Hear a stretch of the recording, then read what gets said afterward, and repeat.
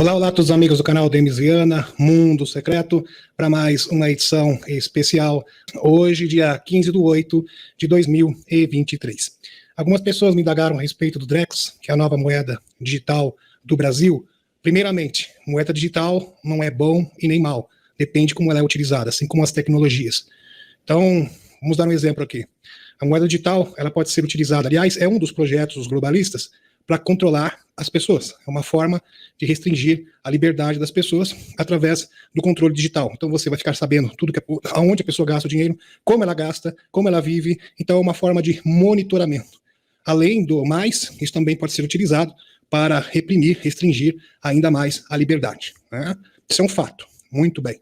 Agora, a moeda digital também está sendo utilizada, ela pode ser utilizada para o bem. É o caso dos Estados Unidos. O Texas está projetando uma moeda digital lastro ouro, lastro ouro, que vai se contrapor ao Fed americano, inclusive com o apoio do Robert Kennedy Jr. Ele mesmo falou sobre essa mesma moeda digital. Por exemplo, o BRICS estava cogitando também a hipótese de criar uma moeda digital entre os países. Então, isso pode ser positivo também.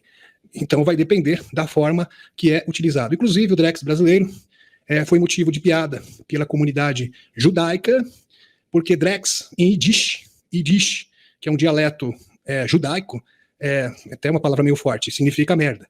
Então, foi motivo de chacota pela comunidade judaica devido a este fato. Inclusive, isso foi noticiado no Poder, a fonte Poder 360. Tá ok, meus amigos? Então, Drex, em Yiddish, que é um dialeto judaico, significa merda. Isso é um fato. Fazer o quê? Tá lá, tá na língua, não posso fazer nada. Não tem como brigar. Tá ok? Muito bem. E é bom salientar também que a Argentina parece que agora vai se endireitar literalmente. Então já teve as prévias, a direita está, assim, muito na frente, de forma contundente, e a tendência é que o peronismo argentino seja deixado para trás, está com seus dias contados. Ok, meus amigos? Isso é importante pelo seguinte. Vejam, nós estamos numa batalha de quinta geração entre os globalistas e os antiglobalistas. E tem muitas facetas diferentes, formas diferentes. A gente percebe isso no terreno econômico, no terreno ideológico, na propaganda, narrativa, a questão dos OVNIs, a questão científica também não pode ser ignorada. E aqui no nosso continente tem a mão dos globalistas que atuam aqui, tem também dos antiglobalistas e existe também projetos independentes, que não são nem globalistas nem antiglobalistas e não interessam a ambos os grupos antagônicos, ok? Que seria um tipo de liga de nações latino-americanas ao modo de ex-União Soviética, uma coisa parecida com isso. Então, você sabe muito bem o que eu estou me referindo. O que ocorre é que, com a direita vencendo na Argentina, esses planos trevosos simplesmente ficarão frustrados. Então, isso é uma forma de contenção dessas pretensões trevosas. Vamos compreender? Então, uma notícia muito positiva, tá ok, meus amigos, que eu estou transmitindo para vocês. Agora, isso não significa que eu concorde com todas as ideias ali apresentadas. Uma delas, que é simplesmente absurda, é promover a dolarização da Argentina. O dólar está perdendo seu valor, o dólar está tendo uma desvalorização mundial e ele quer correr contra a correnteza e dolarizar a Argentina. Quer dizer, isso aí é uma péssima ideia. Fazer o quê? Nada pode ser perfeito. Mas independente das ideias lá da Argentina, da direita argentina, o importante é que isso é uma forma, sim, é uma ferramenta para frustrar estas tentativas. Então a gente tem que ver o contexto geral, principalmente ao que tange a geopolítica. Tá ok, meus amigos? Então isso estrategicamente é fundamental. É bom salientar aqui, tem muitas pessoas que estão ansiosas para a queda do atual governo, substituição, impeachment, sei lá, né? Meus amigos, sinceramente, não é motivo de comemoração, vou ser bem sincero para vocês.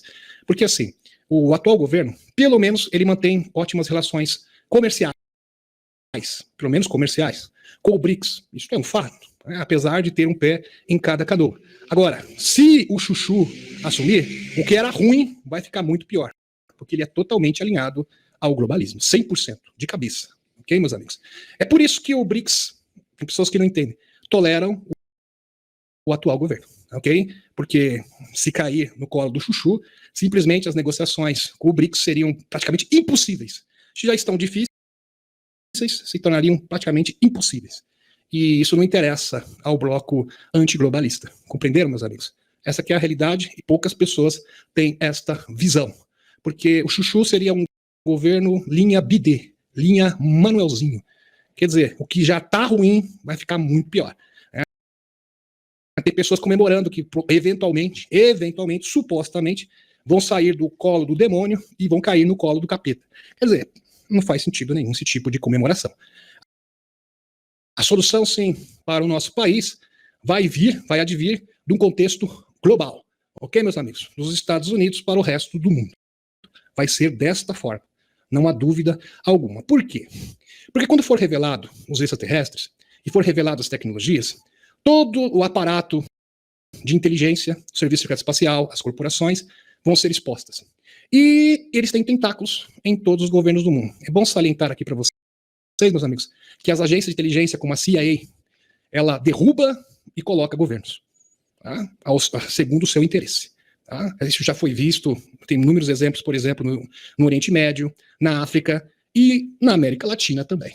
Então, eles gostam de controlar o que nós chamamos de terceiro mundo. Eles fazem isso já há muito tempo, ok? Então, vai ser formado uma nova ordem institucional. Por quê? Porque você, com uma verdade desse tamanho, dessa monta, né, porque é algo realmente impactante, você tem que garantir a lei e a ordem. Quem geralmente não sempre, né, garante a lei e a ordem são os militares, ok? Porque vai ter muito tumulto, grupos fanáticos religiosos, fanáticos ideológicos, pessoas que simplesmente vão sair da casinha. A exposição também dessas pessoas trevosas que trabalhavam nessa rede de corrupção mundial, atrelada a agências de inteligência, geralmente dos Estados Unidos, todos vão ser expostos. Então tem que garantir a ordem institucional, universal. Então isso não tem nada a ver com uma revolução ou com um ato de insurreição. Então, as pessoas que fazem esta confusão. Quando você tem uma grande revelação impactante, assim, gigante, absurda, você precisa garantir a ordem institucional. Simples assim. Não tem muito segredo. E vai ser exatamente isso que vai acontecer a nível global. Tá ok, meus amigos? Então, a solução para o nosso país definitiva, não só para o nosso país, mas para grande parte dos países latino-americanos, acho que para o mundo inteiro, em geral, isso é uma regra geral, vai vir sim com a revelação, ok, meus amigos? E ela está já batendo as portas para a nossa alegria, ok? Argentina. O peronismo sofre a pior derrota de sua história e eles sempre denominam com essa forma aqui, não sei porquê, não vou entrar no mérito. Extrema-direita libertária, quer dizer, conservadora, extrema-direita, libertária, extrema-direita, né, não sei, aí qualquer um que é de direita, extrema-direita, fica difícil. Aqui, de Milei vence as primárias, Milei vence as primárias Argentina. O peronismo governista sofreu nesse domingo, nesse último domingo, uma derrota de níveis históricos nas primárias para as eleições presidenciais, tá, as primárias, das eleições presidenciais de outubro na Argentina, este ano, tá? Eleição na Argentina este ano, que tiveram como vencedor o Javier Milei, tá? Ele aqui tudo feliz, né, com os braços abertos, o excêntrico líder que gostam de, infelizmente, de usar esses tipos de rótulos aqui, extrema-direita libertária. Com 96,14% dos votos apurados, Milei obteve 30,11%, superando a coalizão de oposição Juntos por El Cambio, JVZC, com 28,27%.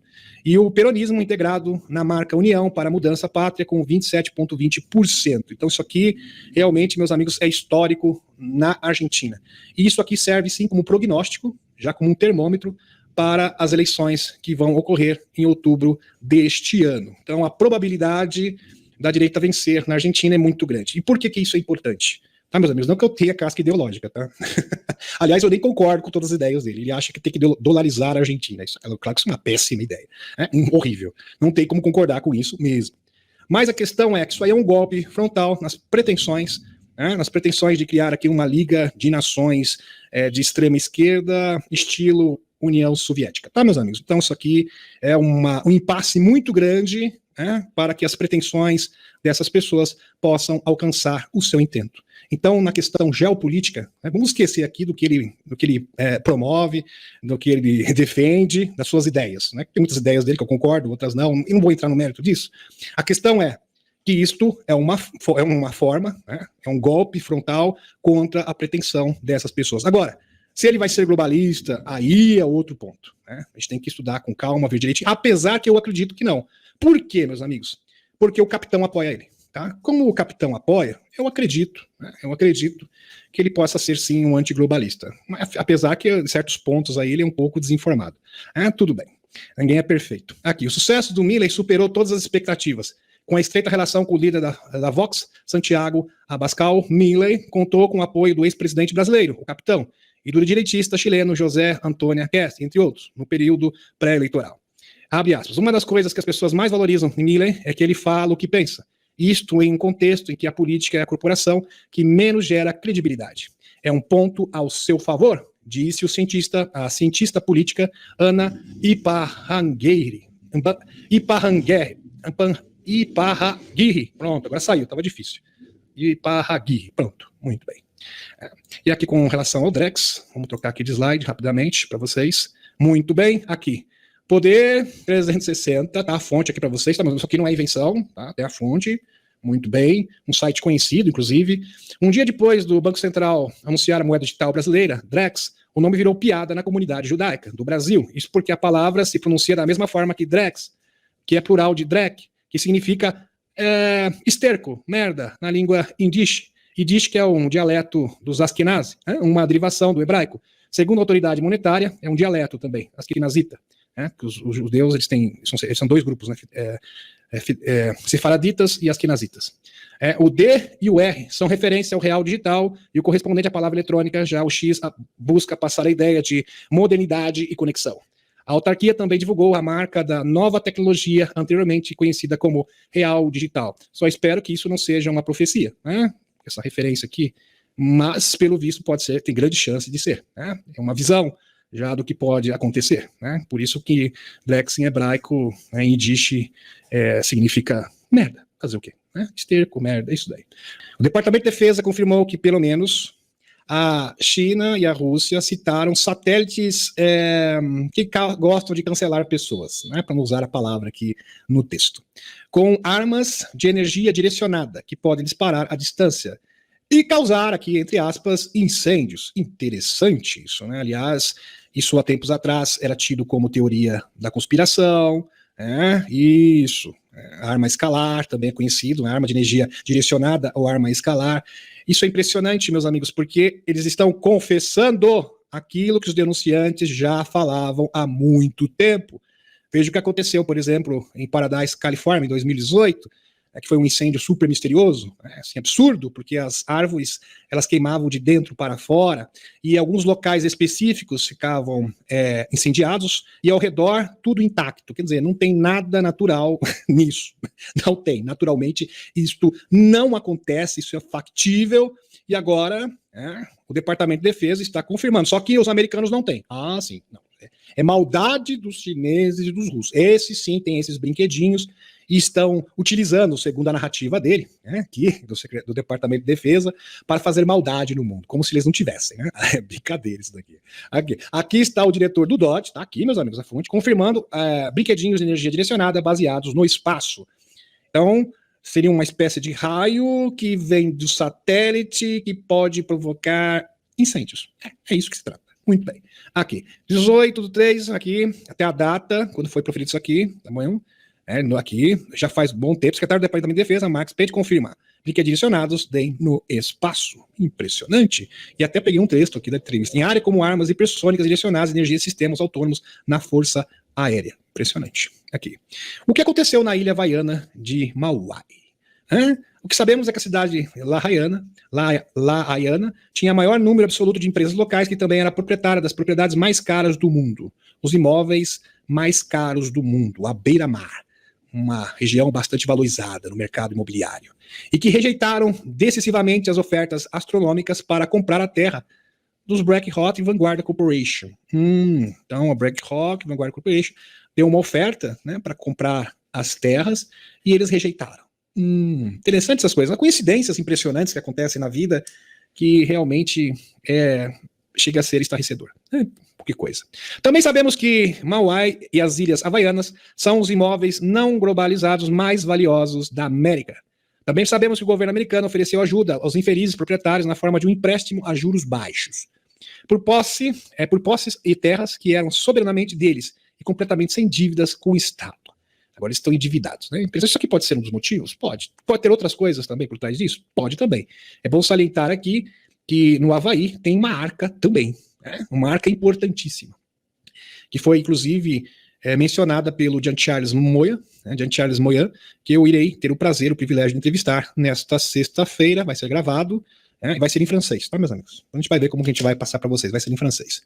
Muito bem, fantástico. Vamos para o próximo. E vamos linkar aqui também com o Eric Henker. Aqui a foto do Eric Henker, que trabalhou no Ice Cube, lá na Antártida, detector de neutrinos.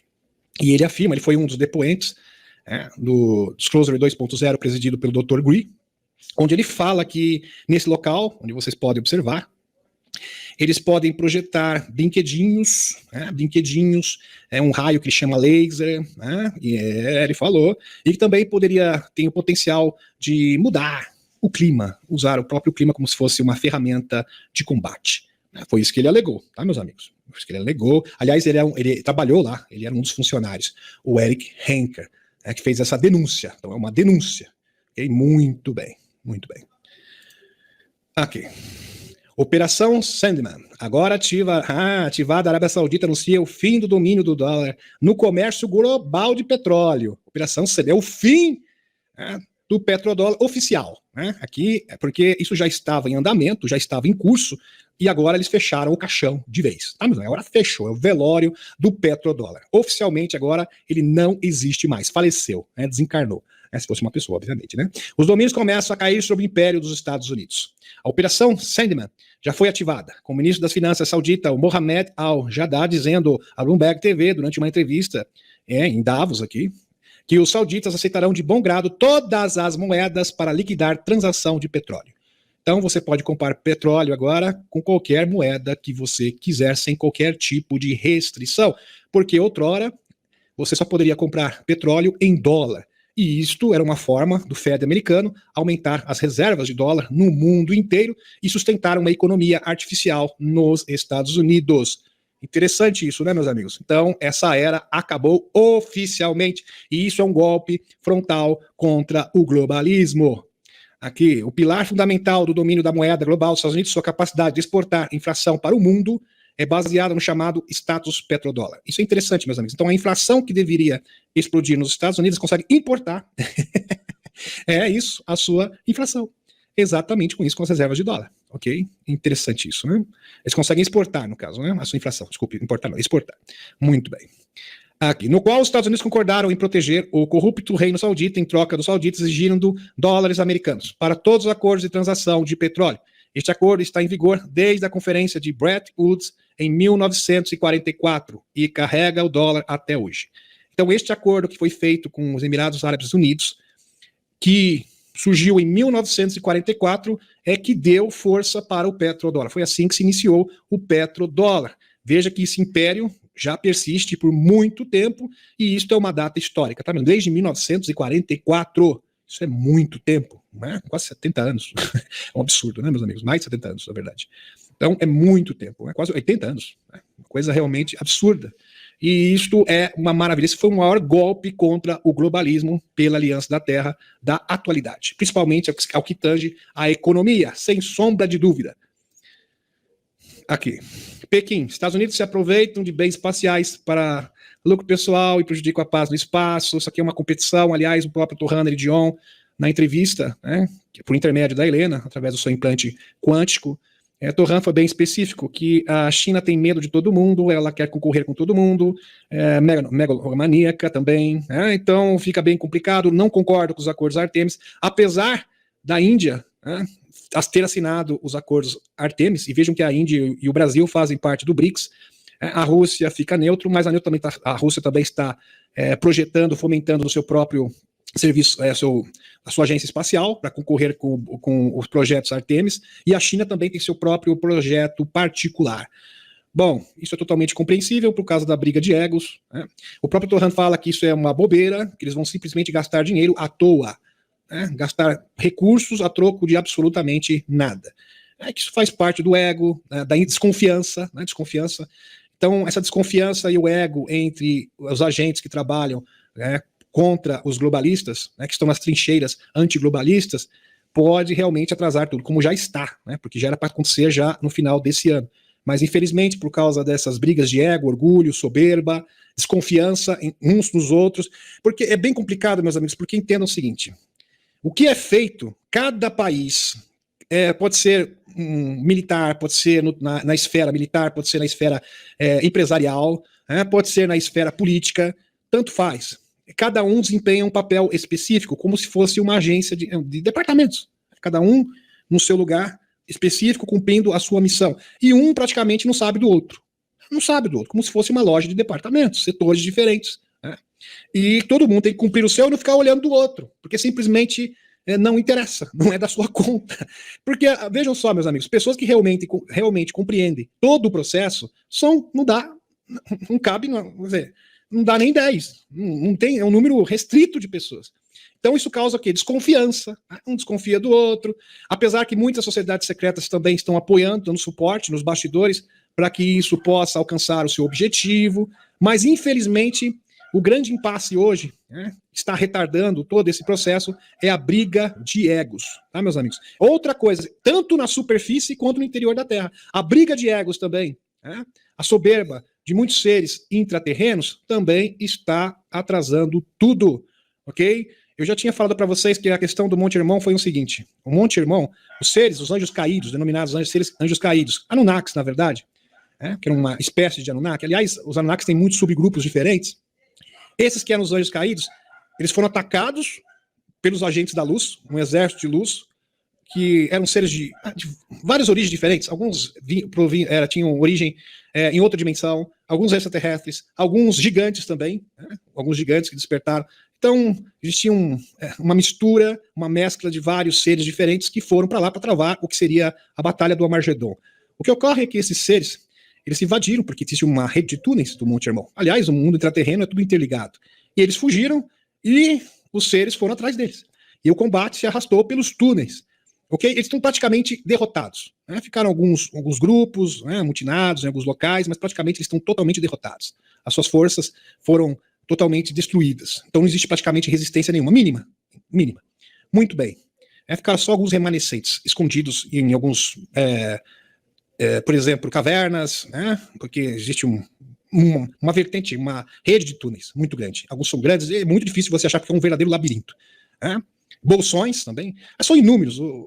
O interior da Terra é como se fosse uma colmeia, né, de abelha, coisa assim, tem um absurdo, né? Tem inúmeros bolsões, um em cima do outro, como se fossem assim, cavernas, uma em cima da outra. Dá para entender isso, meus amigos? É como se fosse condomínio, assim, de cavernas e bolsões, alguns pequenos, outros maiores, tudo interligado. Então, é um local imenso. Aliás, o interior da Terra é muito maior, o espaço, do que na superfície. Caberia quase 2 terras aqui, todos os continentes do mundo. Ainda você teria o quê? Seria o dobro de todos os continentes do mundo. Um espaço dentro do interior da Terra. E tudo com difícil acesso. Muitos locais, assim, com muito difícil acesso mesmo. Mas o que está segurando as questões do mundo intraterreno? O que está segurando é as briguinhas, entendeu, meus amigos? Briguinhas de ego, seres que não querem cooperar com a superfície, porque o próprio JP foi bem claro, que os seres do interior da Terra e da superfície têm que aprender a trabalhar juntos. A própria Helena confirma isso. Ela fala que os telosianos não estão apenas no Monte Shasta, mas eles também têm outras bases em outros locais do mundo, que muitos ainda assim eles não estão muito felizes em conviver com o pessoal da superfície. Isso é apenas um exemplo, tá? Existem inúmeros, ok? Essa aqui é a realidade, tá ok, meus amigos? Muito bem. Aqui, uma catástrofe, comenta o ex-coronel do Pentágono, a contraofensiva da Usantia. Um verdadeiro fiasco, um grande fiasco. O apoio da OTAN ao Usantia é incapaz de fazer algo com a superioridade da Rússia em terra, ar e mar. Opina o especialista militar Lawrence Winterson, ex-coronel das Forças Armadas dos Estados Unidos e ex-chefe do gabinete do secretário de Estado Colin Powell. Realmente isso aqui já acabou, né? Praticamente isso aqui é uma página virada. Muito bem, essa aqui eu já passei. Deixa eu passar isso aqui também. Uma coisinha aqui, isso aqui já foi, né? Muito bem. O Deep State quer desacreditar o testemunho de denunciantes como David Grush sobre projetos de tecnologias terrestres, de engenharia governamental, corporativa, vazando seus registros médicos. Interessante que ex-figuras do Deep State, como Chris Como, estão defendendo Contact, denunciante de OVNIs. David Grush diz que registros médicos vazaram. Aliás, meus amigos, praticamente todas as pessoas que fizeram parte do Serviço Secreto Espacial, militares que combateram no Afeganistão, né, Iraque, praticamente todos, né, grande parte sofre de transtorno pós-traumático. E você querer desacreditar o David Grush por causa disso é algo rasteiro. É algo rasteiro, é algo realmente imoral, tá ok? Se ele ainda sofresse de alguma coisa mais séria, né, como esquizofrenia, ainda você poderia alegar isso. Né? Mas, sinceramente, tanto é, meus amigos, que ele continuou na ativa.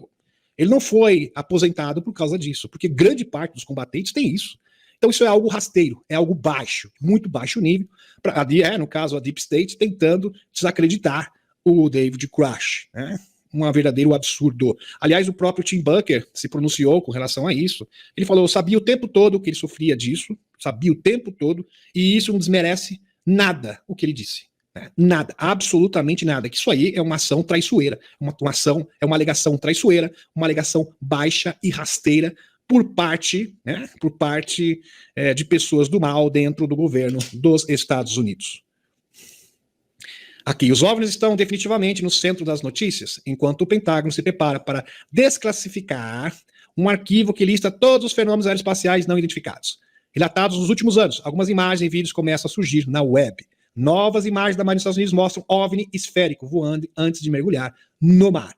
Aliás, meus amigos, segundo o Kirkpatrick, eles aparecem todos os dias, todos os santos dias, esses orbes esféricos, nós sabemos que são sondas das arcas.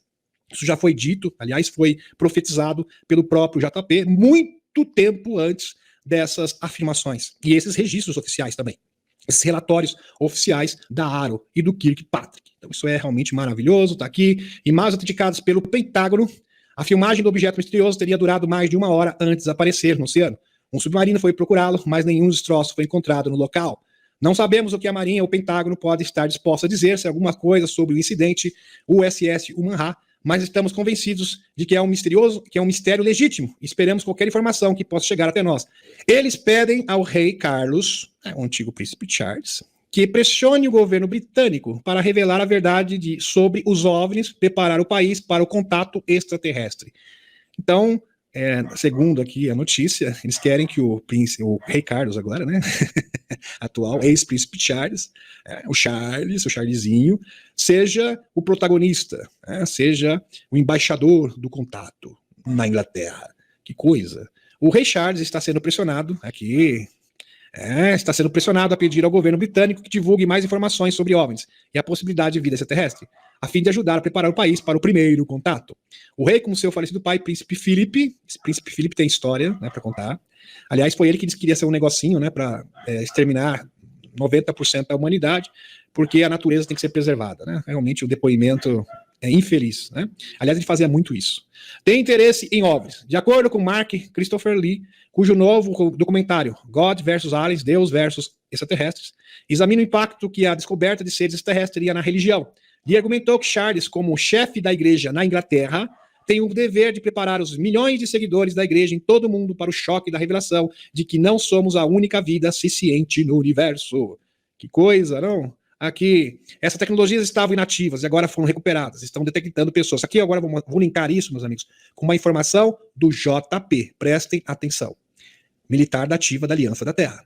Essas tecnologias estavam inativas e agora foram recuperadas e estão detectando pessoas e suas conexões uns com os outros. As arcas identificam a pessoa pelo DNA, sabem quem você era em outra vida. Interessante, a arca ela te conhece mais do que você mesmo, porque ela sabe identificar até as suas vidas passadas. E sua missão nesta vida. Que impressionante, né? A arca conhece todas as suas vidas passadas, sabe a sua missão nessa vida, conhece a sua frequência, sua vibração, seus pensamentos, tudo sobre você. Só isso já seria demais, né, meus amigos? Ter acesso a esta informação. E as arcas, elas podem fornecer isso. Para qualquer pessoa. Impressionante. É por isso apenas pessoas específicas, ou escolhidas, no caso, entre aspas, pessoas específicas ou escolhidas, podem acessar e ativar certas tecnologias dessas arcas. E salas de registro, porque além das arcas também existem salas de registro. Qual a diferença? É que são tecnologias que são guardadas no subterrâneo, em cavernas, não em espaçonaves. Então as arcas seriam espaçonaves, uma arca viva, orgânica, repleta de tecnologias. E as salas de registros seriam compartimentos secretos, como em Buceja, por exemplo, seria uma sala de registro. E nessa sala de registro tem também no Himalaia, no Tibete, salas de registro. que são locais onde se preservam tecnologias extraterrestres e também Anunnakis, espalhados pelo mundo. JP sugere que existem 3 dispositivos de reconhecimento de grupos estelares no mundo. Dispositivos de reconhecimento de grupos estelares no mundo. O que é esse dispositivo? É um dispositivo que consegue identificar pessoas que reencarnaram na Terra, que têm conexão com as arcas e que precisam trabalhar juntas. Então elas precisam se conhecer. Porque em outras orbes, eles eram grupos. Eles eram uma equipe. Dá para vocês entenderem? Eles trabalhavam juntos, na mesma espaçonave, no mesmo planeta, e vieram para a Terra, né, para trabalhar juntos também. Aliás, eles só vão cumprir a missão deles aqui na Terra se eles encontrarem uns aos outros. Interessante. Que é o caso, por exemplo, Helena Danã, JP, Alex Kohler, John Charles Moyan, Chris O'Connor, Tony Rodrigues, são todos da mesma família de alma, ou seja, são todos de um grupo, ou seja, uma equipe que reencarnou na Terra. Muito bem. Outra está no mundo intraterreno, e o terceiro se encontra com o príncipe Charles. Interessante. A intenção dos chapéus brancos é identificar os tripulantes das arcas reencarnados sobre a Terra, para que esses sejam conduzidos às arcas e elas sejam ativadas de uma só vez. Então o objetivo seria identificar essas pessoas, pessoas que seriam chaves vivas, assim como esses grupos de alma, para que elas possam chegar até as arcas, porque como elas são chaves vivas, a simples presença dessas pessoas com seu DNA e com a sua frequência já seria o suficiente para ativar estas mesmas arcas. Ou seja, pessoas que são chaves vivas. Pessoas são chaves. Você pode saber a tecnologia, você pode ter conhecimento, você pode ter o que você quiser. Mas o que ativa uma arca é a frequência. Não tem outra maneira. Aliás, por isso que os escuros, os trevosos, não conseguiram se apoderar das arcas e nem das tecnologias. Porque elas são ativadas o quê? Através de chaves vivas. Com a frequência correta e com o DNA correto. Existem certas partes e componentes das arcas que JP pode ativar, mas outros não. Quer dizer, ele é uma chave, mas não é uma chave universal. Não existe chave universal, tá? Que abre todas as portas. Precisam de várias chaves diferentes. E você que está assistindo essa live, desculpem, você pode também ser uma dessas chaves vivas. E tem que identificar, sim, o seu grupo de alma. Portanto, essas pessoas precisam ser identificadas e convocadas pelos militares em suas casas para estas missões. Quem é você quando o mundo precisa de você? Maravilhoso isso aqui, hein? E também podemos linkar essa informação aqui com o diretor aqui da CryptoView, de visão remota. Sabemos que o Rei Charles esteve envolvido com as sementes da árvore da vida. Exatamente, ele se apropriou das sementes da árvore da vida do Nigishizida, na Flórida, do gigante adormecido, do mundo intraterreno, mas JP sugere que ele está sob controle. E dá risada, ironicamente, dizendo salve o rei. Diz que ele está sob controle. Segundo JP, ele deu a entender que a questão com o Rei Charles estaria sob controle. Não seria algo para se preocupar. Na última sessão da visão remota do CryptoView foram registradas 2 coroações. Uma normal, oficial, e outra extraoficial. E uma segunda oculta, que envolvia rituais, assim, nada legais, onde ele foi coroado como Rei dos Escuros. JP disse que tem algo relacionado à rainha, mas ele não pode falar mais. E termina dizendo, ironicamente, salve o rei. Bem interessante. Aqui o comentário, a opinião do Dr. Michael Salas sobre esse tema. Em relação às repetidas referências de JP, vivo rei, o que JP está fazendo é chamar a atenção para as sementes roubadas da árvore da vida levadas para a Inglaterra, sob a ordem do Rei Charles, para experimentos rituais secretos de rejuvenescimento, óbvio, e prolongamento do seu poder. Discutimos o roubo das sementes em nossa entrevista sobre sua segunda missão ao povo formiga, em uma área subterrânea da Flórida. JP disse que não pode revelar mais. Então temos que descobrir por nós mesmos. Meu palpite é que JP está aludindo que Charles está literalmente usando tecnologia de sementes antigas, recentemente adquiridas, para extensão de idade e aumento do seu poder no processo. Muito bem. Então, essa iniciativa do príncipe Charles de alavancar, de ser o embaixador, príncipe não, agora é rei, né? De ser o embaixador dos OVNIs, do primeiro contato dos OVNIs, com certeza tem intenções trevosas, tá, meus amigos? A gente não sabe exatamente o que eles estão planejando. Talvez para tentar demonizar a Federação Galáctica de Mundos, ou tentar alavancar qualquer tipo de narrativa com relação a isso, que muito provavelmente será essa mesmo.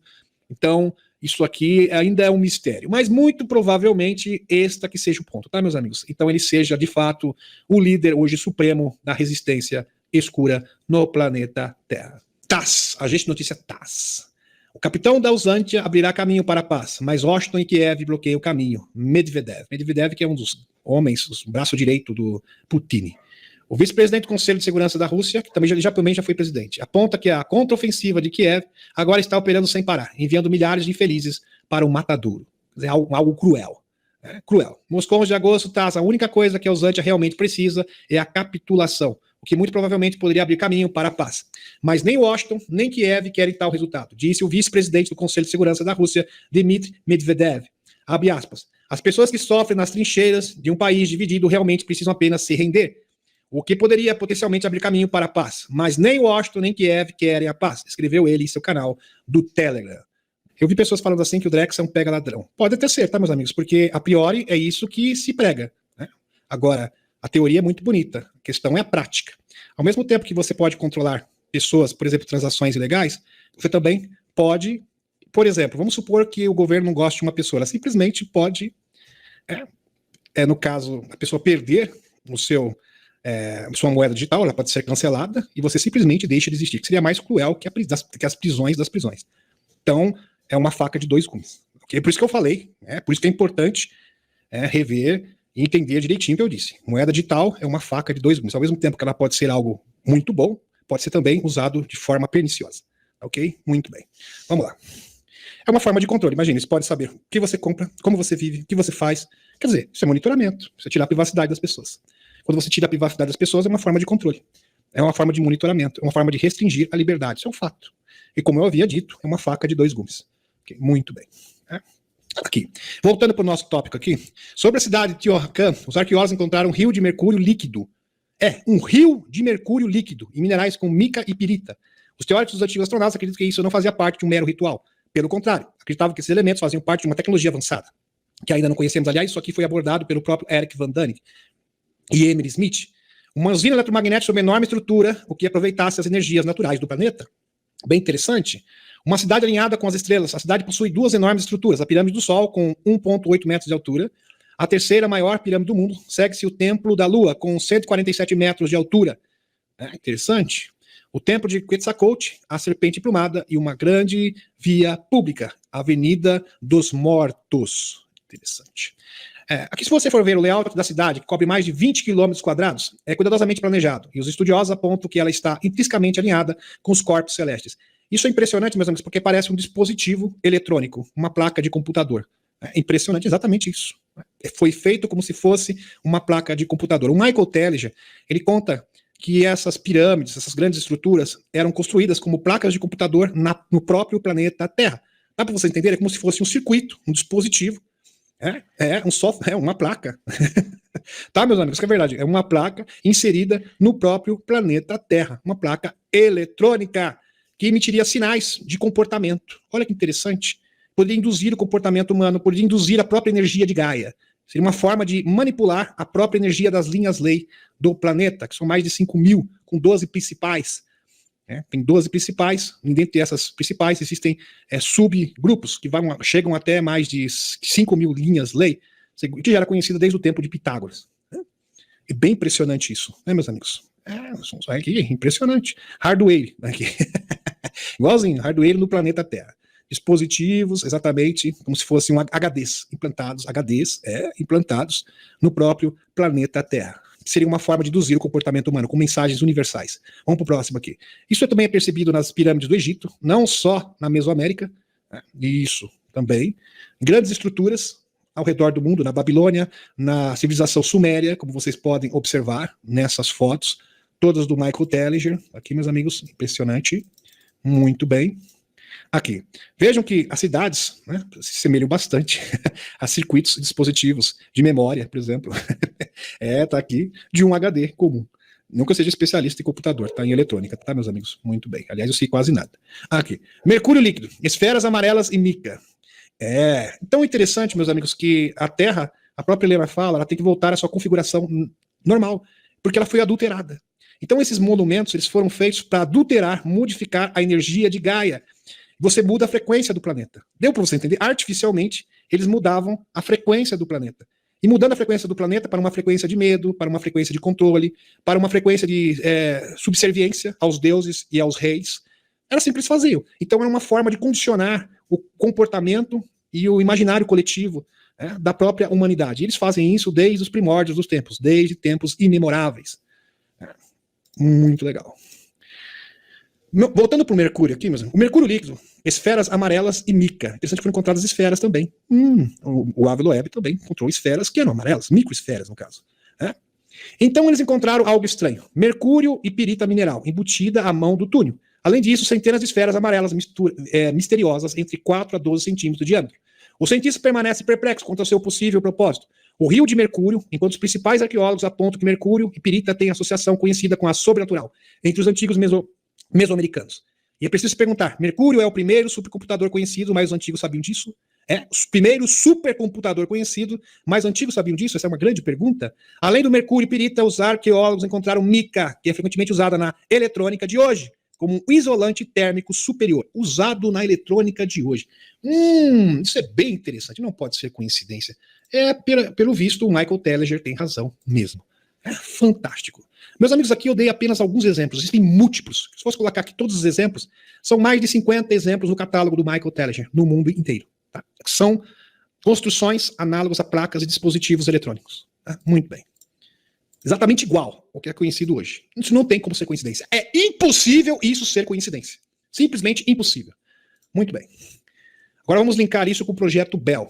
Die Glock. Em alemão. Aí vocês vão me perdoar porque é difícil.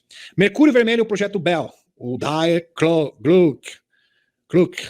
Princípio de operação dispositivo do motor Mercúrio. Física em um beco sem saída.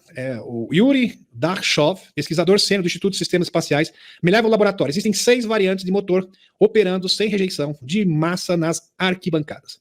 No centro primeiro, criado há vários anos pelo inventor, olha que interessante, senhor Polyakov, está em um tubo da espessura de um polegar, espiralando em torno de um cone. Em um tubo, o mercúrio, presta atenção, o mercúrio é o líquido mais pesado, subindo em espiral e depois descendo verticalmente.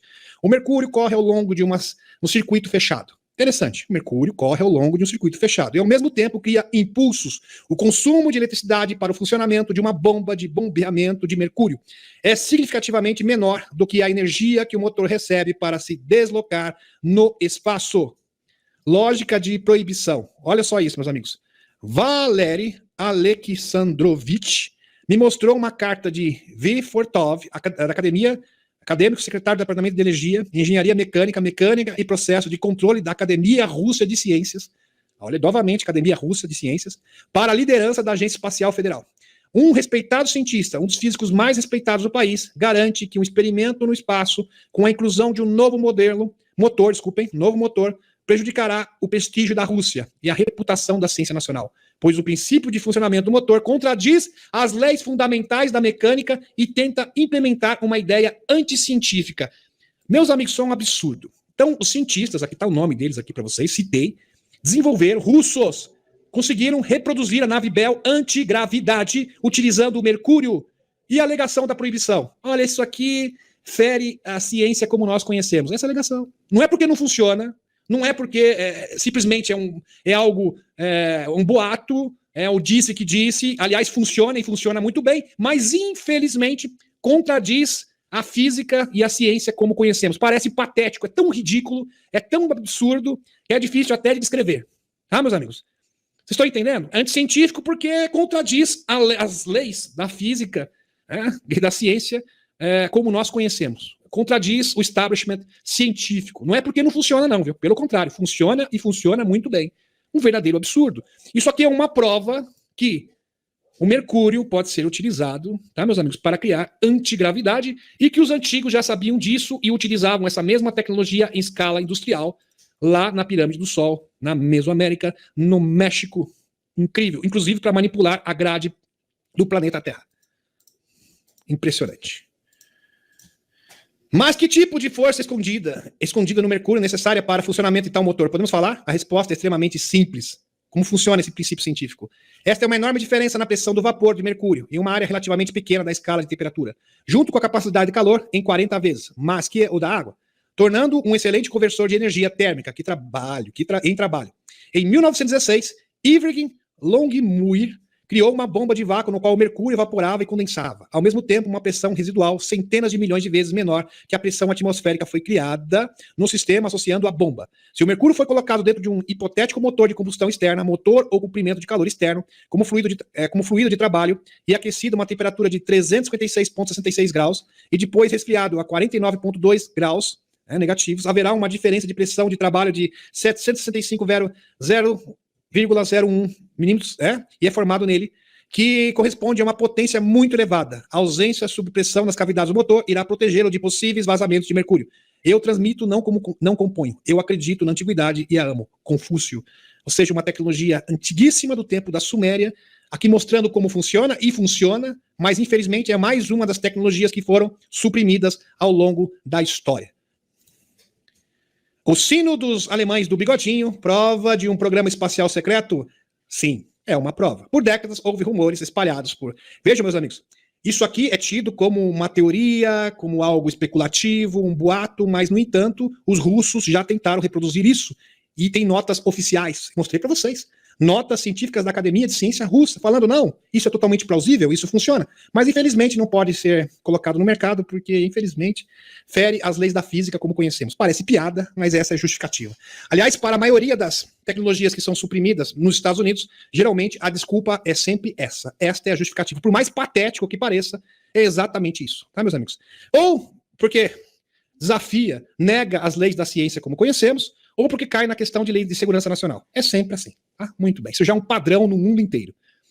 Significando o sino um disco voador espacial semelhante a um OVNI, desenvolvido pelos alemães da Segundo Confronto Mundial. Agora, evidências crescentes confirmam que os alemães da era do bigodinho desenvolveram tecnologias avançadas que lhes permitiam fazer missões secretas fora da Terra.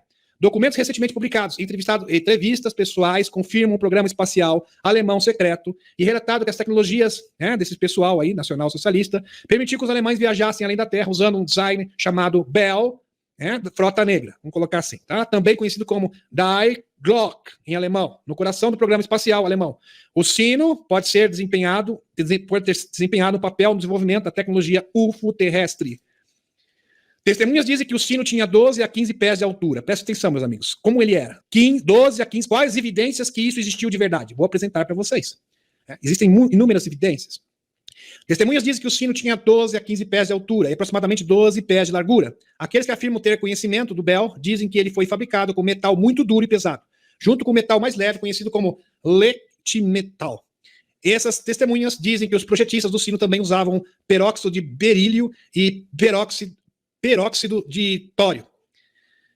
Diziam que o disco voador da Bell era alimentado por um combustível líquido, conhecido como, presta atenção nesse detalhe, como Serum 525 e Serum 525. As testemunhas privilegiadas descrevem o combustível como vermelho cereja, combustível vermelho cereja, veludo ou marrom, com uma textura viscosa, densa e pegajosa. Alguns, incluindo o autor Henry Stevens, afirmando que esse líquido era realmente mercúrio vermelho.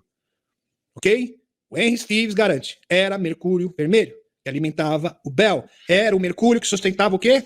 A rede tecnológica da pirâmide, que eu mostrei para vocês, da Mesoamérica, Azteca. Pirâmide do Sol. Impressionante, isso era usado desde os primórdios dos tempos, meus amigos. Na verdade, é redescobrir. O próprio David Hoss, que eu vou apresentar a entrevista dele para vocês no próximo sábado, ele é bem incisivo. Nós não estamos inventando nada, nós estamos realmente, simplesmente redescobrindo o passado. Porque essas tecnologias já existiram, já foram utilizadas há milênios e milênios atrás. Este soro 525 foi colocado em um cilindro grande de contra-rotação que girava em alta velocidade. A rotação rápida combinava com um tubo eletrostático altamente carregado, criou propulsão antigravitacional que levou as naves espaciais a alturas e taxas de deslocamento consideráveis. Ela flutuou, ou seja, ela levitou, antigravidade. O Bell voador alemão estava alojado a uma instalação chamada Der Heis, ou O Gigante em inglês. Der Heis estava localizado perto da mina de Wenceslaus, em uma curta distância da fronteira com a República Tcheca. Evidência do sino dos alemães do bigodinho. Após o fim do Segundo Confronto Mundial, muitos amigos do bigodinho foram julgados em tribunais de crimes, de guerra, por crimes contra a humanidade, violação dos direitos humanos, etc. Um réu era o Jakob Sporenberg, um ex-bigodinho, ou Per Grubenführer, uma das mais altas fileiras dos bigodinhos da SS. Um tribunal polonês de crime de batalha julgou Sporenberg por cancelar mais de 60 engenheiros, cientistas e técnicos alemães em sua declaração judicial. Sporenberg deu detalhes do projeto do Bell, chamado de Die Glock, descrevendo o sigilo em torno do Bell.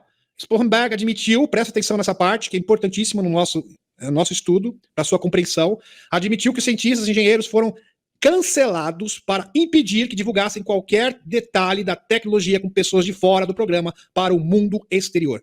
Então, no tribunal de Nuremberg, tá, meus amigos? Isso aqui é um fato. Isso é fato. Ele fez o depoimento, falou, nós temos naves antigravidade, eu exterminei 60 engenheiros, pessoalmente, para que essa informação não vazasse no mundo. Tá na história. Ok? Muito bem.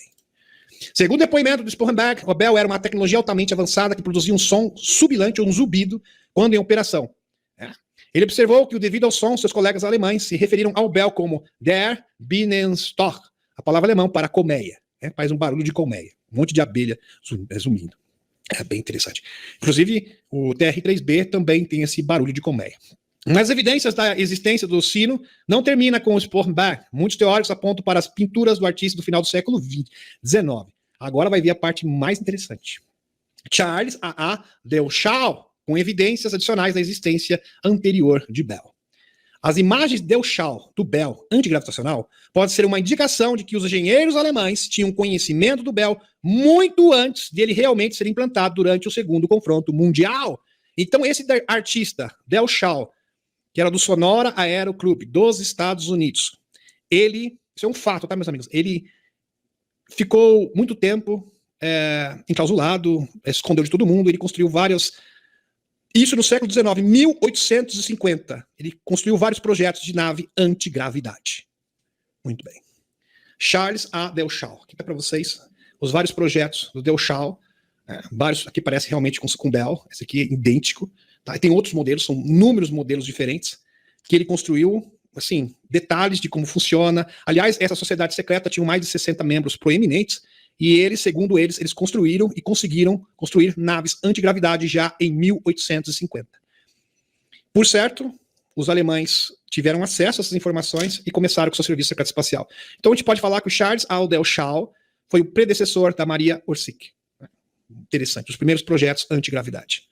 Aqui, Deuschau, Charles. Aliás, na entrevista de sábado, o Dave Ross vai explicar isso de forma minuciosa para vocês, porque é exatamente isso que ele está fazendo.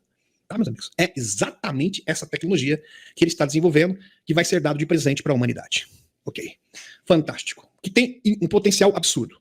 Antigravidade, energia livre, porque isso se trata, assim, da energia do ponto zero, energia livre para todas as pessoas, camas holográficas, tudo embasado nessa tecnologia, que é a tecnologia OVNI. Engloba todas as tecnologias num enorme pacote. E podem perceber, meus amigos, que a base da tecnologia são dois triângulos. Interessante. Um para cima e o outro para baixo.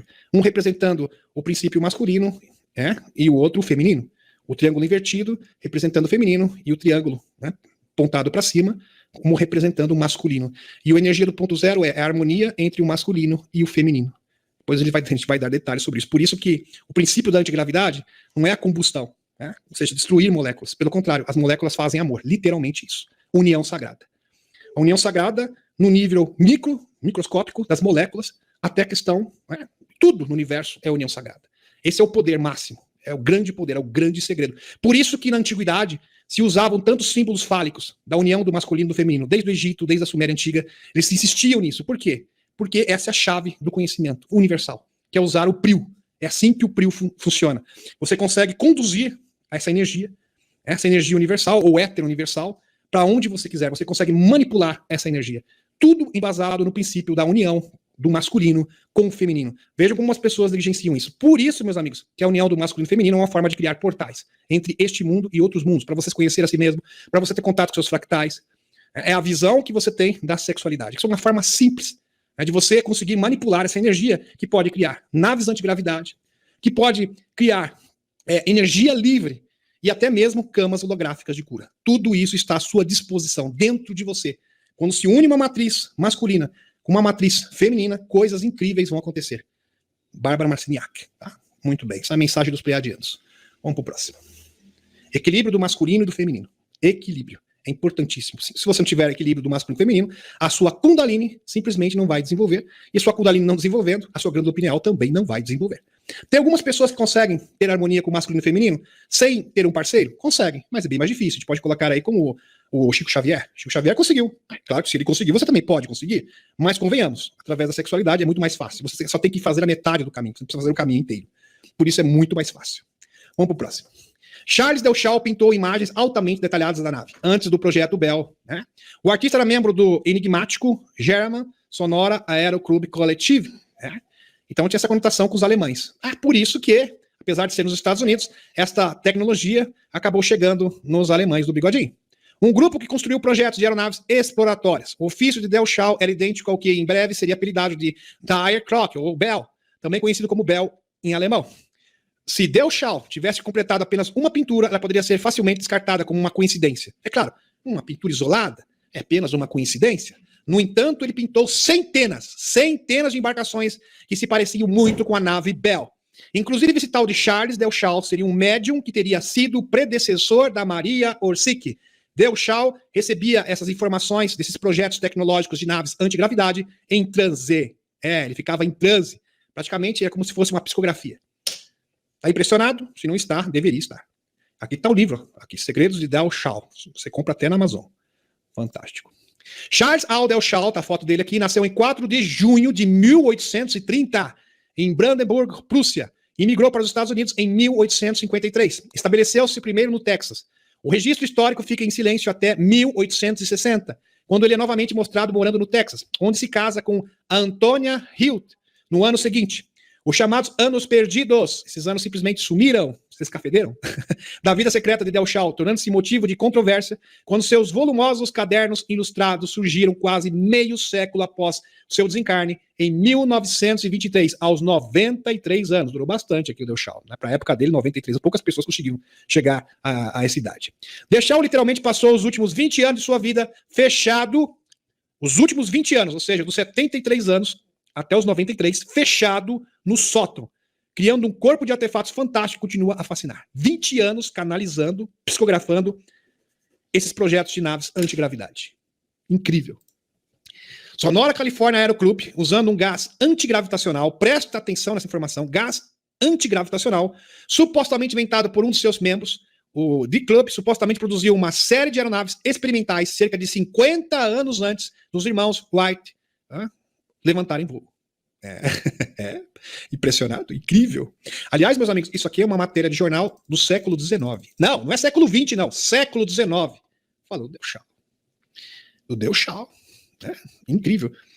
Porque assim, meus amigos, muitos desses aviões também, como nós conhecemos, foi projetado por ele, além de naves antigravidade. Ele projetou tudo. Muito provavelmente, todos os inventores que nós conhecemos, eu acho que isso foi plágio do Delchaux. Impressionante. Nick Koch. Nick Koch era jornalista e escritor militar, expandindo os escritos de Witkowski sobre o sino alemão. Koch forneceu suas próprias opiniões e pesquisas em seu livro, A Caça do Ponto Zero. Presta atenção, olha o livro dele, A Caçada ao Ponto Zero. Koch acredita que o Bell acabou sendo transportado para os Estados Unidos de acordo com um acordo entre o general Hans Klammer, da SS, e autoridades americanas. Incrível, né? Chegou aos Estados Unidos. Lembra da Operação Paperclip, dos acordos, que tudo foi uma farsa, né? Que os alemães, na verdade, não perderam o segundo confronto mundial. Muito bem. Quem acompanha o canal sabe muito bem do que eu estou falando. Henry Stevens, em seu livro 2007, Armas Suprimidas Ainda Secretas do Bigodinho, Ciências e Tecnologias, Henry Stevens escreveu que o combustível em tons de violeta usado para alimentar o Bell era mercúrio vermelho, pois o mercúrio convencional não contém compostos fluidos. E Stevens também conta a história de um cientista alemão, Otto Cern, que contou a um adolescente, Greg Howe, sobre a tecnologia especial do Terceiro Reich, que utilizava um espelho côncavo em cima de um dispositivo que se acreditava ser o sino Bell. Howe afirma que Cern disse a ele que esse dispositivo era capaz de gerar imagens do passado, cronovisor. Compreenderam agora, meus amigos? Quando eu falo que a tecnologia do ponto zero seria a base de todas as tecnologias exóticas, tem pessoas que duvidam. Inclusive o cronovisor também tem a sua base nessa tecnologia, tem a sua origem, né? A sua origem técnica. Então, cronovisor, viagem no tempo, naves antigravidade, né? Camas holográficas, tudo gira em torno desses mesmos princípios científicos. Incrível. Muitos outros escritores, incluindo Jim Marros, Joseph Farrell, mencionam o Bell em suas publicações, associando frequentemente esta arma de milagre ou arma milagrosa ao ocultismo do bigodinho, a sociedade vril do Sol Negro Central, da Pedra Negra. Energia livre e pesquisas antigravitacional. O que aconteceu com o sino após o término do segundo confronto mundial? Isso é uma ótima pergunta. Os alemães mudaram o local da Bell para o Círculo Polar Ártico, ou América do Sul, após a execução de seus principais cientistas. Então foi para lá. Outros viajaram para o sistema solar Aldebaran, com as tecnologias Bell, né, aliás, do projeto Aldebaran. Aliás, as últimas palavras da Maria Orsic, o depoimento oficial dela foi em 1945, ela falou, ninguém fica aqui. Sumiram. Ela, a Sigrun, que era sua melhor amiga, assim como mais de 5 mil alemães, simplesmente sumiram do mapa. Tá? Então, muito provavelmente, eles conseguiram alcançar o seu objetivo. Então, parte dos alemães foram para Aldebaran e outros se evadiram para a Antártida. Muito bem. Aí eles formaram a Frota Negra, junto com os reptilianos e draconianos. Ainda bem que eles já foram expulsos da Antártida. Eles não estão mais no planeta, tá, meus amigos? Muito bem. Então, meus amigos, os símbolos da união sagrada, um hexograma, por exemplo, aqui, né, que é conhecido também como estrela de Davi, vejam, é um triângulo para cima e um invertido, união do masculino e do feminino. Os pontos que se encontram ou se cruzam formam a energia do ponto zero. É uma forma, tá? Aliás, o David Rossi vai dar essa aula para vocês, para gerar energia livre. Não é à toa que os pleiadianos utilizam o princípio do PRIO, né, que eles chamam de PRIO, ou energia criadora para tudo. Serve para tudo. Devidamente manipulada. Existem máquinas que podem fazer isso em grande escala, utilizando a própria energia do planeta. Por isso que a sexualidade é tão valorizada nas sociedades extraterrestres, porque seria o símbolo da harmonia, o símbolo do equilíbrio. Por exemplo, a cruz Ankh, né? Cruz Ankh está aqui para vocês, os egípcios utilizavam. A cruz Ankh representa a união do masculino e do feminino. O laço feminino aqui e essa cruz para baixo representa o masculino. Fantástico. Por que o laço fica para cima? Ele fica para cima porque é a energia feminina que conduz a energia masculina. Espiritualmente falando. Então, biologicamente, o homem é ativo e a mulher é passiva, ok? Isso é um fato. Agora, espiritualmente, a mulher que é o ativo. Né? É o ativo e o homem é o passivo. Por isso que só mulheres podem ser sacerdotisas. Não existe sacerdotismo, tá, meus amigos? No PRIO não existe. Muito bem. Então, ela tem um papel, assim, diferenciado, né? Na questão espiritual, na geração do PRIO. Muito bem. Ela é a manipuladora. Aqui. Também aqui, ó, o próprio símbolo da maçonaria também é um símbolo fálico, tá, meus amigos? Aqui. O esquadro representaria o feminino e o compasso o masculino. Isso você vai encontrar em todas as sociedades. Símbolos fálicos tem tudo, no Egito, na Suméria, na Mesoamérica, Azteca, Inca, Maia, até Israel, ok? Muito bem. Falando sobre cruz Ankh, vamos cruzar aqui a cruz Ankh com antigravidade. O Ankh é a cruz egípcia, é a origem do eletromagnetismo do Antigo Egito, muito provavelmente. Aqui temos o oscilador elétrico do Nikola Tesla, e aqui vamos fazer um paralelo com a cruz Ankh. A similaridade é impressionante, é igual, na verdade eu diria idêntico, impressionante a semelhança. Uma semelhança realmente incrível. Embora comumente chamado de cruz egípcia, o Ankh é um amuleto que representava a vida eterna. A vida eterna. Frequentemente usado por rainhas e reis africanos da antiga Kemet. Olha só, meus amigos. Para afastar espíritos malignos e garantir boa saúde. Aqui no próximo slide. Nikola Tesla descobriu que quando ele conectava uma bobina de alta frequência em si mesmo, consegue produzir uma descarga de corona em seu corpo. Tesla escreveu o seguinte para descrever uma das suas patentes, o oscilador de Tesla, que é idêntico aqui à cruz Ankh. Esses osciladores destinam-se expressamente a operar em circuitos de iluminação contínuos e alternados, e gerar oscilação ou correntes de qualquer frequência, volume e tensão dentro dos limites mais amplos de amortecimento e não amortecimento. São compactos por si só, não requerem atenção por muitos longos períodos de tempo, e seu uso é muito conveniente e útil para diversos fins, como rádio, telegrafia e telefonia. Conversão de energia elétrica, formação de compostos químicos, profusão e combinação, síntese de gases, produção de ozônio, iluminação, soldagem, saneamento, esterilização hospitalar e doméstica, e inúmeras outras aplicações em laboratórios científicos, instituições industriais. Embora esse transformador não tenha sido descrito antes, os princípios gerais subjacentes a eles foram totalmente estabelecidos em seus artigos e patentes publicados, mais particularmente os de 22 de setembro de 1896. O simbolismo da vida eterna da cruz do Egito, ou Ankh, é uma metáfora da energia limpa. Entenderam? Um símbolo da energia limpa. Interessante, meus amigos, que todos os símbolos fálicos no mundo representavam o quê? A energia do ponto zero. Ou seja, antigravidade, viagem no tempo. Exatamente isso. Forma de cronovisor, forma também de você criar portais, tudo isso num único princípio. Se sim, Nikola Tesla foi inspirado por esses antigos conhecimentos egípcios, Tesla que era o quê? Venusiano. Diz um documento desclassificado do FBI. Interessante. Por isso que ele tinha uma sabedoria, ele era uma pessoa diferenciada. Tinha uma sabedoria realmente impressionante. Em um documentário classificado do FBI, titulado Interplanetárias Sessões de Neil Leister, Boletim das Sessões Interplanetárias, datado de 14 de julho de 1957, há um parágrafo que afirma de forma bastante bizarra que Tesla veio do planeta Vênus. Relatório do FBI, não sou eu que estou dizendo.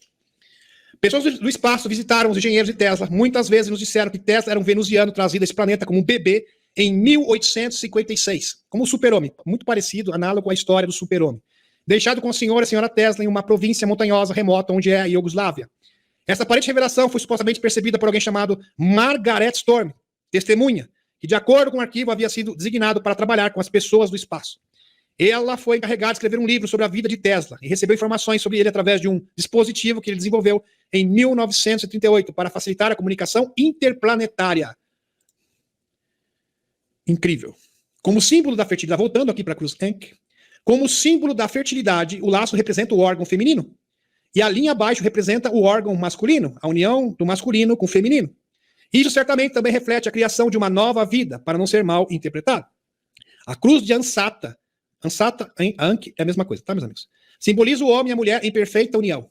A unir, ou seja, equilíbrio do masculino com o feminino. A unir o homem e a mulher em perfeita harmonia, uma nova vida criada. Com isso, entende-se que os braços estendidos representam as crianças criadas a partir da unificação do homem e da mulher. A cruz Ansata é a mesma coisa que a cruz Ankh, tá, meus amigos? É a mesma coisa. Muito bem.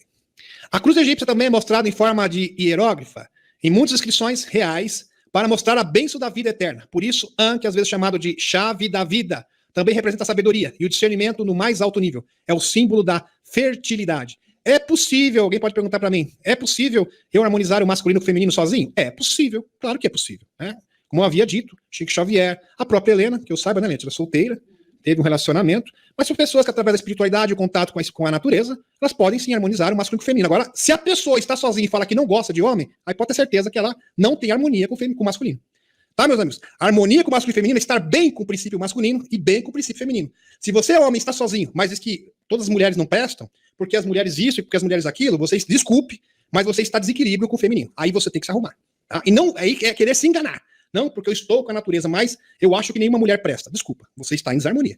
E se você é mulher e procede da mesma forma, pode ter certeza absoluta, não há dúvida, que você está em desequilíbrio com o masculino. Ok? Uma coisa é você fazer isso por opção, mas eu estou ok, eu estou em harmonia com o princípio masculino e estou em harmonia com o princípio feminino. Agora, se existe esse desequilíbrio, desculpa, você está simplesmente se enganando. Ah, porque nenhum me empresta, porque nenhum homem está no meu nível. Aí vem a soberba, né? Porque não tem ninguém no meu nível. É como se a pessoa fosse uma pessoa que está num pedestal acima dos outros. Por favor, tá, meus amigos? Infelizmente, o ser humano tem essa capacidade de se auto-enganar, de mentir para si mesmo. Muito bem. A Al-Salval, olha só, meus amigos, aqui é a Isis também. Grande alta sacerdotisa Isis, que tem conotação com Inanna. Muito bem. A Al-Salval, que compõe Ankh, sugere um cordão entrelaçado com as duas pontas opostas que significam os princípios feminino e masculino, fundamentais para a criação da vida. Em outras interpretações, representa a união entre as divindades, Osíris e Isis, símbolo de Isis. Aqui, a deusa Hathor, tá, meus amigos? Mãe de todos com o símbolo de lira. Isis e Hathor são tidas como deusas do amor, provavelmente com a mesma origem. Aliás, Isis, Hathor e Inanna têm origem comum, tá, meus amigos? Muito bem, né? Anunnaki, irmã do Enki, com símbolo de lira. Por quê? Porque de lira que surgiu o tipo humano no universo. Por isso que ela carrega o símbolo de lira, ou seja, ela é conhecida como mãe de todos. Bem interessante isso. Aí que surgiu o culto à deusa mãe. Tem a Xará também. Muito em breve eu vou falar sobre a Xará, da onde que surgiu o culto à deusa mãe, que é totalmente, isso provém da união sagrada. Então, é interessante que eles subverteram tudo, porque assim, a mãe de todos, ela gosta muito de homem, ela não é nada casta, tá, meus amigos? Isis, Inanna, nada disso. Muito pelo contrário. Elas eram sacerdotisas da energia sexual. Isso foi subvertido no cristianismo. Porque Maria, na verdade, seria uma representação dessas deusas. Seria exatamente isso. Só que ela foi colocada como uma mulher casta, quer dizer, totalmente oposto para subverter a verdadeira origem das deusas ou sacerdotisas. Não que elas sejam deusas, tá? Mas das sacerdotisas do passado. Muito bem. Aqui, Isis e Hathor são tidas como deusas do amor, isso que eu já falei. Muito bem. Aqui, veneração sagrado eterno feminino. Presta atenção nisso. Aqui com o símbolo do feminino, que é o triângulo invertido. Isis. Opa. Aqui. Deixa eu botar aqui. Opa, não quer? Por que não quer? Aqui. Acho que dá para vocês perceberem. Deixa eu dar uma olhadinha aqui. Tá ok. Aqui. A cruz desculpa, sensata, né? Aqui, né? Muito bem. E o símbolo do feminino, que é o triângulo invertido. Assim, você invoca a energia do feminino, da sua força vital, com esse triângulo invertido. Na nossa palestra, a gente vai dar explicação sobre isso daí, tá? Esse é muito mais do que um símbolo. Você tem que utilizar, sim, é muito importante você utilizar esse simbolismo e de uma forma ritualística. Então, quando você vai se unir ao seu parceiro, você vai ter uma visão completamente diferente da sexualidade. Vai ser um trabalho espiritual, vai ser uma forma de meditação. Aqui, porque sexo é uma forma de oração, tá, meus amigos? Isso foi tudo subvertido. Os antigos entendiam o sexo, entenda isso, como uma forma de meditação, como uma forma de oração, como uma forma de comunicação com entidades superiores ou inferiores. Aí dependia da sua frequência, tá? Por isso que existia a sociedade vril, ok? Então a gente vai falar tudo isso no nosso webinar, agora no próximo domingo. O link está na descrição, ok? Muito bem. O culto à veneração ao sagrado eterno feminino vai além dos gnósticos do seu culto à Sofia, sabedoria, personificada em Maria Madalena. Trazemos como homenagem o culto à veneração ao sagrado feminino. Um texto escrito na entrada do templo da deusa egípcia Ísis. Presta atenção nisso, meus amigos. Isso aqui é para mudar a sua vida de forma definitiva. Abre aspas. A única coisa que peço é para que entre em meu templo com respeito para ajudá-lo. Eu não preciso de sua devoção. Seres extraterrestres benevolentes não querem a sua devoção. Não querem pessoas de joelho dobradas diante deles, como um ser miserável e imprestável. Mas de sua sinceridade. Seja meu amigo. Aí eu vou te ouvir. Não preciso nem mesmo dos seus credos, do seu credo. Quero nem saber o que você acredita. Mas de sua sede de conhecimento. É isso que importa. Olha o que estava escrito na entrada do templo aqui. É impressionante, né, meus amigos? Aqui. Podeis entrar mesmo com seus vícios. Não estou pedindo para você mudar de vida. Não, você que tem os seus problemas, pode conversar comigo assim mesmo como você está. Seus medos e seus ódios. Do maior ao menor. Pois eu posso te ajudar a transmutá-los em bênção. Você pode olhar para mim e me amar na pessoa de sua mulher, da sua mãe, da sua filha, de sua irmã, da sua amiga, até mesmo da sua amante. Mas nunca me olhe como uma autoridade maior do que a sua, ou minha, acima da sua. O Horus Osíris renascido. Eu não sou maior que você. Porque se você vier aqui e se achar um miserável e querer se submeter a mim e me achar que eu estou num pedestal acima de você, não, por favor, sai daqui. Você não presta para falar comigo. Olha que diferença, meus amigos. Uma concepção totalmente, tudo foi subvertido. Se sua devoção a qualquer Deus foi maior do que a sua devoção ao Deus dentro de ti, presta atenção nisso. Se sua devoção a qualquer Deus for maior que a sua devoção ao Deus que está dentro de ti, você ofende a ambos, ofende a um. Que impressionante. Impressionante. A fonte criadora, Deus fica ofendido com a sua postura, porque você está diante dele como um ser miserável, de joelhos, se humilhando, como um ser inferior. Isso é realmente desprezível, infelizmente, meus amigos. Boa jornada, peregrinos. Que mensagem espetacular aqui da nossa amiga Ísis. Aliás, meus amigos, eu tenho o livro da Ísis, eu tenho estátua da Ísis, tenho quadro da Ísis, mas eu nunca mais passar na minha cabeça de dobrar o joelho diante dela. Não faz sentido um negócio desse. Fazer oração para ir, mas muito menos. A gente conversa, tá? É totalmente diferente. Muito bem, deixa eu retornar aqui à espaçonave. Aqui, meus amigos, caríssimos. Tem mais um aqui, para terminar. Caríssimos. Para aqueles que nunca assistiram a última cena, Caverna dos Dragões. Lembra do desenho Caverna do Dragão? Eu assistia muito isso quando era pequeno. A missão iniciática não é matar os vícios, mas transmutá-los nas virtudes correspondentes. Não é derrotar o inimigo, que seria representado como Satã, na última batalha apocalíptica, mas redimi-lo de forma que Adam reintegre ao seu primeiro lar. Jamais deixe Sofia esperando. Interessante, porque ali o mago se encontra com Sofia. Totalmente simbólico, meus amigos. Sofia, a sabedoria. Interessante, o homem que está em desequilíbrio com o feminino não tem sabedoria, ele não prospera. Por isso que fala, né? Tem aquele ditado, né? Que por trás de um grande homem tem uma grande mulher. Isso é pura verdade. Pura. Você nunca vai ser uma grande pessoa se você não tiver uma grande mulher. Nunca. Tá? Você vai correr atrás do vento. Aliás, homens que não têm um carinho feminino, que estão desequilibrando com o feminino, geralmente são pessoas inseguras, se acham fracos, né? Incapazes, etc. E isso também ocorre com as mulheres, tá, meus amigos? Muito bem. O final do desenho, A Caverna do Dragão, um desenho do cunho iniciático, que teve seu final proibido de ser revelado devido à capacidade de entendimento, julgar o místico demais. É interessante. Porque a mensagem era muito forte para a humanidade, por isso que foi proibido. Observe no final o jovem mago indo ao encontro da jovem maga Sofia, Matuna, a união sagrada, o segredo gnóstico, a chave dos magos, do conhecimento e da ciência antiga. Gratidão, meus amigos, pela presença de vocês.